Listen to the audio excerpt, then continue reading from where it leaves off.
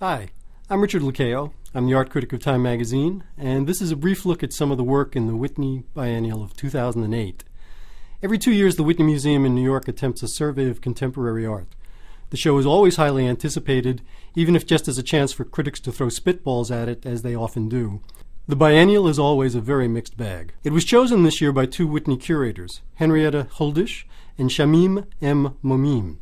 Biennials don't have official themes, but the organizers frequently try to identify preoccupations or call them trends among the artists they bring together. One that interests the organizers this time is the retreat by artists to humble materials. This means art made from bits of trash and rubbish and found things, a development that may be partly a reaction against the overheated and overbearing art market of the past couple of years. I feel the same way about the market, but when artists go through this kind of reaction against it, and it's happened before, it can also make for a lot of work that's not just modest, but modest to a fault. The biennial has more than its share of that this year, but at any biennial there's always some work worth spending time with, and that's what we've set out to look at here. Let's start with Ruben Ochoa. He's a Los Angeles-based artist who works with exactly the kind of humble materials that this biennial is all about. The cracked and mangled stuff of your typical construction site. Fractured concrete, lengths of rebar, chain link fencing.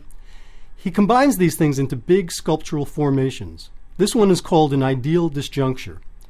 His work can look a bit like parts of the city reaching up to be born, or maybe falling back into decay and chaos, which is the typical cycle that's going on in every city all the time. This kind of work has an art historical pedigree that begins with the welded junk assemblage sculpture of Picasso, and that also includes John Chamberlain's sculpture made from crumpled auto parts and the giant steel I-beam constructions that Marc de Souvero started making in the 1960s. Ochoa operates in that tradition, though, with his own kind of cracked grandeur. Heather Rowe works with construction materials, too. She's a New York-based artist whose work harks back to the late Gordon Matta Clark. In the 1970s, Matta Clark sawed through the floors and walls of old houses to remove entire sections of rooms, turning them into optical and psychological puzzles. Rowe builds her own wooden frame sculpture, plywood posts that look like the stuff you would find if you pried the sheetrock off your bedroom wall. At the same time, though, they look like the rigorous minimalist sculpture of the 1960s and 70s. But Rowe gives her work meanings that strictly minimalist art didn't invite. She inserts bits of molding and shards of mirror glass into them.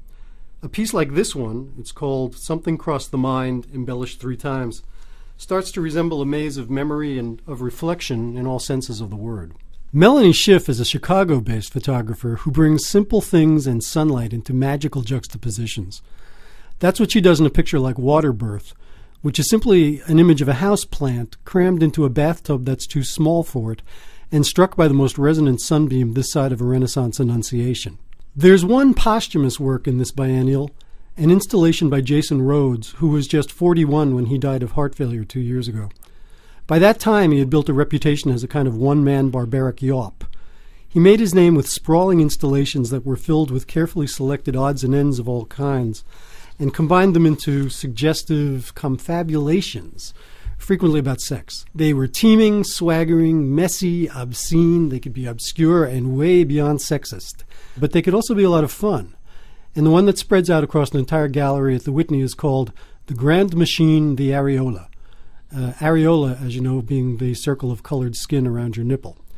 And that's a good name for a piece that is some kind of meditation on Marilyn Chambers, the 1970s porn star, that also has to do with a kind of karaoke CD factory. You make the connections. Every Whitney Biennial includes a few older artists. Most people first heard about Sherrie Levine in the 1980s, when she was the last word in appropriation art. And she's one of the veterans at this show. She was best known then for doing things like photographing a very famous photograph by Walker Evans and then presenting it as her own work under the title After Walker Evans. Work like that was as much a branch of philosophy as a way of making art. It asked whether, in a culture inundated with images, images hadn't become something like the new nature, effectively the world around us.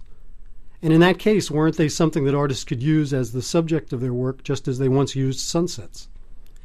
At the Whitney, this time, Levine is showing a group of photographs called After Stieglitz.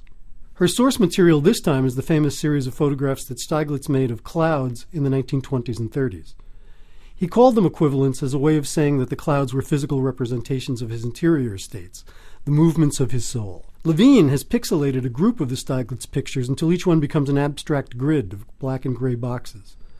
So not only has she made her own equivalents of Stieglitz's equivalents, but she leaves you feeling that the best equivalent for our souls these days won't be found in nature, but in this very icy techno-imagery of a pixel pattern. And she has a point. The most surprising inclusion in this biennial is Robert Bechtle, a San Francisco area painter who's in his mid-70s. Bechtle first emerged in the 1960s with the kind of work that would eventually be called photorealism. These were paintings that had the detailed realism of photographs and also sometimes the same offhandedness and banality. It's common to hear him compared to Edward Hopper.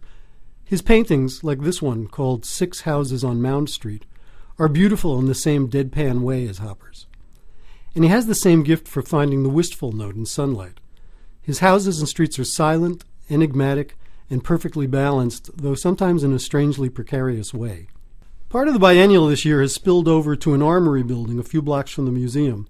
That's because the curators felt that they had to have a place to stage social performance activities that you might not ordinarily think of as artworks. These include a 24-hour dance marathon, a gypsy feast, and a fully operating tequila bar. I don't know that I'm ready to think of a dance party as an artwork, but I like the idea of the tequila bar.